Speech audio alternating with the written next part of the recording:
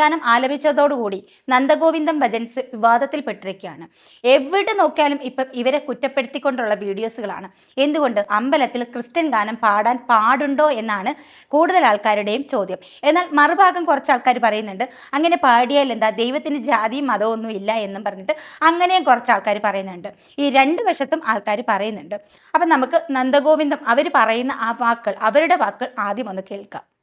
ഞാൻ LKG തൊട്ട് പഠിച്ചത് നമ്മുടെ ഇവിടുത്തെ പള്ളി സ്കൂളിലാണ്, നമ്മുടെ ഹോളി ഫാമിലി സ്കൂളിലാണ്. അപ്പോൾ നമുക്ക് ഇവിടെ എല്ലാവർക്കും അറിയാമായിരിക്കും, നമ്മുടെ എൻ്റെ കുറേ സുഹൃത്തുക്കളൊക്കെ ഇവിടെയുണ്ട്. നമ്മളുടെ ഈ ഭജന നടക്കുമ്പോൾ തന്നെ ഇത്രയും തിരക്ക് വരുന്ന അറിഞ്ഞിട്ട് നമുക്ക് വേണ്ടി പാർക്കിംഗ് സൗകര്യങ്ങൾ എല്ലാവർക്കും തരുന്നത് അവിടുത്തെ പള്ളി ഗ്രൗണ്ടിലാണ്. ദേശവിളക്ക് എന്നുള്ള നമുക്ക് അടുത്ത ദിവസം ഉണ്ട് ദേശവിളക്ക്. അപ്പോൾ ദേശവിളക്ക് ഇവിടെ നടക്കുന്ന സമയത്ത് ദേശം മുഴുവൻ വിളക്കുകളാണ്.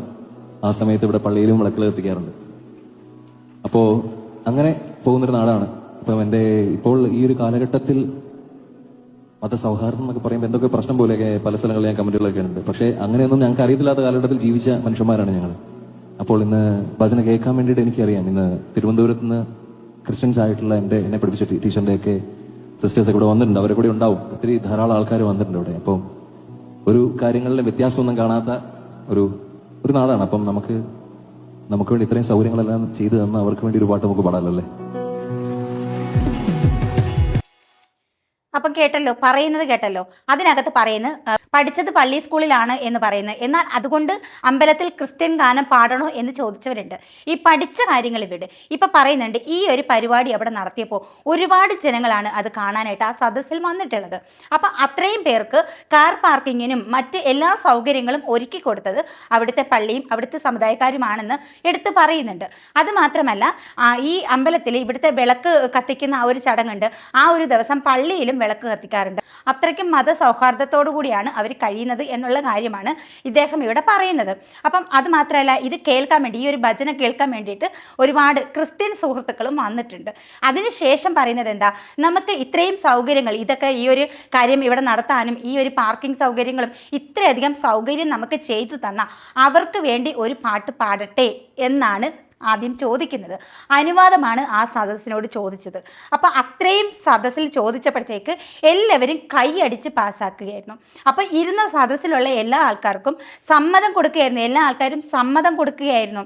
അതല്ലെന്നുണ്ടെങ്കിൽ എതിർക്കുമായിരുന്നു. ആരെങ്കിലും ഇവിടെ ക്രിസ്ത്യൻ പാട്ട് പാടണ്ട എന്ന് എതിർക്കുമായിരുന്നു. പക്ഷെ അവിടെ ഒരാൾ പോലും എതിർത്തിട്ടില്ല. ആ സദസ്സിലുണ്ടായിരുന്ന എല്ലാവരും കൈയടിച്ച് അവരെ പ്രോത്സാഹിപ്പിക്കുകയായിരുന്നു. അദ്ദേഹം ചോദിച്ച് അനുവാദം വാങ്ങിച്ചിട്ടാണ് ആ ഒരു പാട്ട് പാടിയത്. ഇനിയിപ്പോൾ നമുക്ക് അവർ പാടിയ ആ ഒരു ക്രിസ്ത്യൻ ഗാനം ഒന്ന് വിശദമായിട്ട് നമുക്ക് കേൾക്കാം.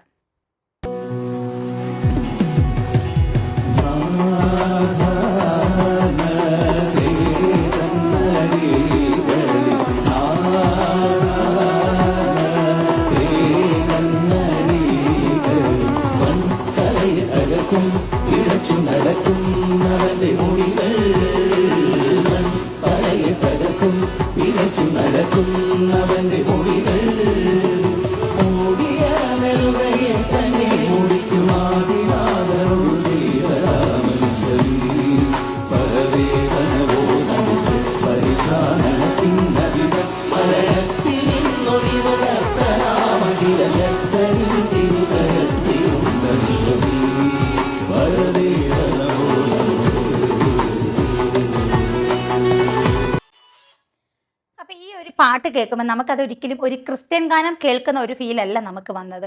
നമുക്കങ്ങനെ വരത്തില്ല. കാരണം നമുക്കത് മനസ്സിലാകുന്ന പോലുമില്ല ഇത് ക്രിസ്ത്യൻ ഗാനമാണോ എന്ന് നമുക്ക് മനസ്സിലാകത്ത പോലുമില്ല. ആ ഭജന ആസ്വദിക്കുന്ന അതേ രീതിയിൽ തന്നെ നല്ല രീതിയിൽ നമ്മൾ ആസ്വദിച്ചിരുന്ന് പോകും. ആ സദസ്സിലിരുന്നവരെല്ലാവരും നല്ലതുപോലെ ആസ്വദിച്ച് അവർ താളം പിടിച്ച് ചിലർ കൈകൊട്ടി അത്രയധികം അതിൽ ലയിച്ച് അവർ ആസ്വദിച്ച് തന്നെയാണ് ആ സദസ്സിലിരുന്നവർ അവിടെ ഇരുന്നിട്ടുണ്ടായിരുന്നത്. ഒരാൾക്ക് പോലും അവിടെ എതിർപ്പുണ്ടായിരുന്നില്ല.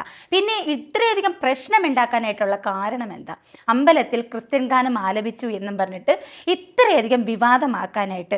അപ്പം ഇങ്ങനെ ഒരു വിഷയത്തിൽ ഈ നന്ദഗോവിന്ദം ടീംസ് ഒരുപാട് വിമർശനം നേരിട്ടിരിക്കുന്ന ഈ ഒരു അവസരത്തിൽ പലരും ഇവർക്ക് എതിരായിട്ട് തന്നെയാണ് വീഡിയോ ചെയ്തിട്ടുള്ളതും അഭിപ്രായം പറഞ്ഞിട്ടുള്ളതും.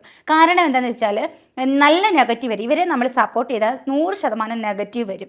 അത് മനസ്സിലാക്കിക്കൊണ്ട് തന്നെ പലരും അവരുടെ ആ ഒരു മനസാക്ഷിയൊക്കെ മറച്ചു പിടിച്ച് മൂടി വെച്ചിട്ട് ഇവർക്കെതിരായിട്ടാണ് സംസാരിച്ച് ഞാൻ കണ്ടിട്ടുള്ളത്. പക്ഷേ എന്തോ എനിക്കങ്ങനെ സംസാരിക്കാനായിട്ട് എനിക്കങ്ങനെ തോന്നുന്നില്ല. കാരണം നമ്മൾ നമ്മുടെ മനസാക്ഷിക്ക് തോന്നുന്ന രീതിയിൽ സത്യം എന്ത് ധർമ്മം എന്ത് അതനുസരിച്ചിട്ട് വേണം നമ്മൾ സംസാരിക്കാൻ. ചിലപ്പോൾ നമുക്ക് നെഗറ്റീവ് ആകാം, ചിലപ്പോൾ നമുക്ക് പോസിറ്റീവ് ആകാം. നമ്മൾ അങ്ങനെയല്ല, നമ്മൾ സത്യം നോക്കി സംസാരിക്കുക. അതുകൊണ്ട് തന്നെ ഇവിടെ ഞാൻ എൻ്റെ ഈ ഒരു അഭിപ്രായം എൻ്റെ മനസ്സിൽ തോന്നി ശരി എന്നുള്ള രീതിയിലുള്ള കാര്യങ്ങൾ ഞാനിവിടെ സംസാരിക്കുന്നത്. ഞാനിവിടെ നന്ദഗോവിന്ദം ടീംസിനെയോ അല്ലെങ്കിൽ മറ്റേത് എനിക്ക് ശരിയായിട്ട് തോന്നിയ എൻ്റെ മനസാക്ഷിക്ക് തോന്നിയ കാര്യങ്ങളാണ് കേട്ടോ. അപ്പോൾ ഇതിനകത്ത് നെഗറ്റീവ് വരാം, തെറിവിളി വരാം, എന്നാലും സാരമില്ല, ശരിക്കൊപ്പമാണ് നമ്മൾ നിൽക്കുന്നത്. ലോകത്തിൽ ഒരു പ്രധാനപ്പെട്ട ഒരു കാര്യം ഞാൻ പറയാം. പ്രശസ്ത ഗായകനായിട്ടുള്ള KG മാർക്കോസ് കഴിഞ്ഞ വർഷം, ഒരു വർഷം ആകുന്നുള്ളൂ, കഴിഞ്ഞ വർഷം കൊല്ലം ജില്ലയിലെ കല്ലടയോട് ചേർന്നിട്ടുള്ള ചുറ്റുമല ക്ഷേത്രത്തിൽ ഉത്സവത്തോടനുബന്ധിച്ച് അവിടെ പ്രോഗ്രാം ചെയ്യാനായിട്ട് വന്നിട്ടുണ്ടായിരുന്നു. അത്രയും സ്റ്റേജിൽ തിങ്ങി നിറഞ്ഞ ആൾക്കാരെ സാക്ഷി നിർത്തി KG മാർക്കോസ് അവിടെ ഇസ്രയേലിൻ നാഥനായിട്ടുള്ള ക്രിസ്തീയ ഗാനം ആലപിച്ചു. അത് പാടണമെന്ന് കാണികൾ ആവശ്യപ്പെട്ടു. അപ്പോൾ പാടാൻ മാർക്കോസ് ഒന്ന് മടിച്ചു നിന്നു. കാരണം വെച്ചാൽ അവിടെ അതൊരു ക്രിസ്ത്യൻ ഗാനമാണ്, പിന്നെ ഇതൊരു അമ്പലമാണ്, അമ്പലത്തിൽ നടക്കുന്ന ഒരു പരിപാടിയാണ്. അപ്പോൾ അവിടെ ക്രിസ്ത്യൻ ഗാനം പാടാമോ എന്നുള്ള ഒരു ശങ്കയിൽ കാണികൾ ആവശ്യപ്പെട്ടിട്ടും മാർക്കോസ് പാടാൻ തയ്യാറായില്ല. അപ്പോൾ എല്ലാവർക്കും ഒരേ ആവശ്യം, നിർബന്ധം, മാർക്കോസ് അത് പാടിയേ മതിയാവൂ. കാരണം മാർക്കോസിൻ്റേത് ഏറ്റവും ഹിറ്റായ ഒരു പാട്ടാണ്, ആദ്യത്തെ ഏറ്റവും ഹിറ്റായ ഒരു പാട്ടാണ് ഇസ്രായേലിൻ നാഥനായിട്ടുള്ള ആ പാട്ട്. അപ്പോൾ കാണികൾ ഒന്നടങ്കം, ആ സംഘാടകർ ഒന്നടങ്കം പറഞ്ഞു പാടാൻ. അങ്ങനെ മടിച്ചിട്ടാണെങ്കിലും മാർക്കോസ് ആ ഗാനം അവിടെ പാടുകയും ആ കാണികളും ആ സദസ്സും അത് ഏറ്റെടുക്കുകയും നിറഞ്ഞ കയ്യടിയും ആ സദസ്സിൽ കിട്ടുകയും ചെയ്തു. അവിടെ ഒരു വിഷയങ്ങളും ഉണ്ടായില്ല. നവീൻ ഇവിടെ ഒരു ക്രിസ്തീയ ഗാനം ആലപിച്ചതിനെ ചൊല്ലിയിട്ടുള്ള വിവാദങ്ങളാണ് ഇപ്പൊ തകർത്തും സോഷ്യൽ മീഡിയയിൽ നടക്കുന്നത്. ഏറ്റവും കൂടുതൽ ജനങ്ങളിൽ വർഗീയ വിഷം തുപ്പുന്ന ശശികല, ആ ശശികലയുടെ ഒരു ഫേസ്ബുക്ക് പോസ്റ്റ്, അതിൻ്റെ ഒരു 2 വരി ഞാനിവിടെ വായിക്കാം. ചിക്കൻ മസാല ആവാം, പക്ഷെ പായസത്തിലാവരുത് എന്നുള്ള വാക്ക് എന്ന് കുറിച്ചുകൊണ്ടാണ് അവരവരുടെ വിയോജിപ്പ് പ്രകടമാക്കിയിട്ടുള്ളത്. അതായത് ക്രിസ്തീയ ഗാനം പാടാം, അത് പൊതുസ്ഥലത്ത്, അതായത് ക്ഷേത്രത്തിൽ പാടില്ല. എന്നാൽ ഇത് ക്ഷേത്രത്തിലല്ല, ഇത് സ്വകാര്യ വ്യക്തിയുടെ പറമ്പിലാണ് ഈ സൗകര്യങ്ങളൊക്കെ ഒരുക്കി കൊടുത്തത്. ക്ഷേത്രത്തിനകത്ത് ചുറ്റുമതിലിനകത്തോ ഒന്നുമല്ല ഈ പരിപാടി അറേഞ്ച് ചെയ്തിട്ടുണ്ടായിരുന്നത്. ഒരു സ്വകാര്യ വ്യക്തിയുടെ പറമ്പിൽ ഈ പരിപാടി അവതരിപ്പിക്കുകയും അതിനുവേണ്ട എല്ലാ സജ്ജീകരണങ്ങളും ചെയ്തു കൊടുത്തതും പള്ളിക്കാരാണ്. അപ്പോൾ അവർക്ക് വേണ്ടിയിട്ട് ഒരു പാട്ട് പാടിയത് ഇത്ര വലിയ തെറ്റാക്കി, ഇത്ര വലിയ കുറ്റം ചെയ്ത രീതിയിൽ അവരിങ്ങനെ ക്രൂശിക്കുന്നത് എന്തിനാണ്? ദൈവത്തിന് മതമുണ്ടോ? അല്ലെങ്കിൽ ഒരു ഗാനം കേട്ടാൽ, ഒരു ക്രിസ്തീയ ഗാനം കേട്ടു എന്ന് കരുതിയിട്ട് ദൈവം കോപിക്കുവോ? ഇവിടെ മനുഷ്യരാണ് കോപിച്ചിട്ടുള്ളത്, ദൈവം കോപിക്കുവോ? എനിക്കൊന്നും മനസ്സിലാവുന്നില്ല. ഓരോ മനുഷ്യരുടെ ഈ കോവിഡും ഈ പ്രളയവും ഒക്കെ വന്നപ്പോഴത്തേക്ക് മതമോ ജാതിയോ ഒന്നും നോക്കാതെ എല്ലാ മനുഷ്യരും ഒറ്റക്കെട്ടായിരുന്നു. ഈ പ്രളയം, ഞാൻ എറണാകുളത്തായതുകൊണ്ട് ഈ പ്രളയ സമയത്ത് അത്രയും വലിയ ദുരന്തം ആ ആഴത്തിൽ എനിക്ക് മനസ്സിലാക്കാൻ സാധിച്ചിട്ടുള്ളൊരു വ്യക്തിയാണ്. കാരണം ആ പ്രളയ സമയത്തും കോവിഡ് സമയത്തും ഞാൻ എറണാകുളത്ത് തന്നെയായിരുന്നു. നല്ലതുപോലെ ബുദ്ധിമുട്ടി. അന്ന് ജാതിയോ മതമോ ഒന്നും നോക്കാതെ എല്ലാവരും ഒരു ക്യാമ്പിലൊക്കെ ആയിരുന്നു താമസിച്ചിട്ടുണ്ടായിരുന്നത്. അവിടെ ജാതിയില്ല, മതമില്ല, പണമുള്ളവരില്ല, പാവപ്പെട്ടവരില്ല, അങ്ങനെയാണ് എല്ലാവരും കഴിഞ്ഞിട്ടുണ്ടായിരുന്നത്. ഈ രക്ഷപ്പെടുത്താൻ ചെന്നപ്പോൾ ചോദിച്ചോ ജാതി? ഈ 3/4 ഭാഗം വെള്ളത്തിൽ മുങ്ങി നിൽക്കുകയാണ് വീടുകൾ. കൊച്ചിയിൽ നമ്മുടെ എടപ്പള്ളി ഭാഗത്തൊക്കെ, എടപ്പള്ളി മുട്ടാർ ആ ഭാഗത്തൊക്കെ 3/4 ഭാഗത്തോളം നമുക്ക് വീടിൻ്റെ ഓടും മുകൾ വശം മാത്രമേ കാണാൻ സാധിക്കത്തുള്ളൂ ഹൈവേയിൽ നിന്ന് നോക്കിയാൽ. അപ്പോൾ അവിടേക്കൊക്കെ വള്ളത്തിൽ മത്സ്യത്തൊഴിലാളികളൊക്കെ ചെന്നിട്ടാണ് ഇവരെ രക്ഷപ്പെടുത്തിക്കൊണ്ട് പോകുന്നത്. വളരെ നമ്മൾ ആ ഒരു സിനിമയിൽ കണ്ട പോലെ അതേ ഭീതി തന്നെയായിരുന്നു, അത്രയും ആഴം തന്നെയായിരുന്നു അന്ന് ആ പ്രളയം. ആ സമയത്ത് രക്ഷിക്കാൻ ചെന്നവരോട് നിങ്ങളുടെ ജാതി ഏതാ, അല്ലെങ്കിൽ നിങ്ങൾ പണക്കാരാണോ എന്നൊന്നും ആരും ചോദിച്ചില്ല. ജീവനായിരുന്നു അന്ന് പ്രധാനം. ജീവൻ രക്ഷിക്കുക എന്നുള്ളതായിരുന്നു. ഈ ആളുകൾ ഇങ്ങനെ ഇപ്പോഴും വീണ്ടും തമ്മിൽ തല്ലുമ്പോൾ വീണ്ടും നമ്മളിങ്ങനെ ചിന്തിച്ചു പോവുക, എന്താണ് ഈ മനുഷ്യരിങ്ങനെയെന്ന്. ഈ പ്രോഗ്രാം നടത്തിയ ആ നാട്ടിൽ പോലും ഇത്രയധികം പ്രശ്നങ്ങളില്ല. പ്രശ്നങ്ങൾ മൊത്തം മറ്റുള്ളവർക്കാണ്. ഈ ശശികലയെ പോലെയുള്ളവർ ഇതുപോലെ സോഷ്യൽ മീഡിയയിലൊക്കെ ഇങ്ങനെ വിഷം തുപ്പിക്കൊണ്ടിരിക്കുകയാണ്. ആളുകളുടെ മനസ്സിലേക്കും ആളുകളിലേക്കും വിഷം തുപ്പിക്കൊടുത്തിരിക്കുകയാണ്, ആളുകളെ തമ്മിലടിപ്പിക്കാനായിട്ട്. ദയവ് ചെയ്ത് നിങ്ങൾ മതം പറഞ്ഞ് തമ്മിലടിക്കരുതേ.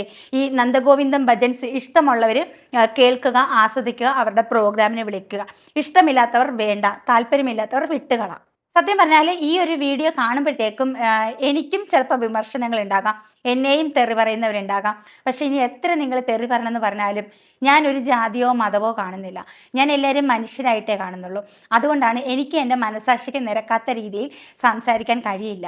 ആർക്കും ഇപ്പം എനിക്ക് കൂടുതൽ സപ്പോർട്ട് കിട്ടാൻ വേണ്ടിയിട്ട് അവരെ ഒറ്റപ്പെടുത്തിക്കൊണ്ട് അവരെ ക്രൂശിച്ചുകൊണ്ട് സംസാരിക്കാനോ വീഡിയോ ചെയ്യാനോ എന്നെക്കൊണ്ട് സാധിക്കത്തില്ല. നിങ്ങളിനി എന്നെ എത്ര കല്ലെറിഞ്ഞാലും എന്നെ വിമർശിച്ചാലും ഇനി വേണമെന്നുണ്ടെങ്കിൽ എന്നെ അൺഫോളോ ചെയ്ത് പോയാലും ശരി, എനിക്ക് ശരി എന്ന് തോന്നുന്നതേ എനിക്ക് പറയാൻ സാധിക്കത്തുള്ളൂ. അപ്പോൾ എന്തായാലും ഈ ഒരു വിഷയത്തെക്കുറിച്ചിട്ട് നിങ്ങളുടെ മനസ്സാക്ഷിയെ തൊട്ട് നിങ്ങളുടെ മനസ്സാക്ഷിയെ നിലനിർത്തി ജാതി മതം മാറ്റി നിർത്തി നിങ്ങൾക്ക് സത്യസന്ധമായിട്ട് കമൻ്റ് ഇടാൻ സാധിക്കുമോ? സാധിക്കുമെങ്കിൽ കമൻ്റ് ചെയ്യും.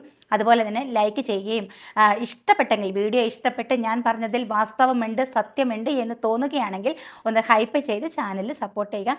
അപ്പോൾ മറ്റൊരു വീഡിയോ ആയിട്ട് വീണ്ടും കാണാം. ടാറ്റ.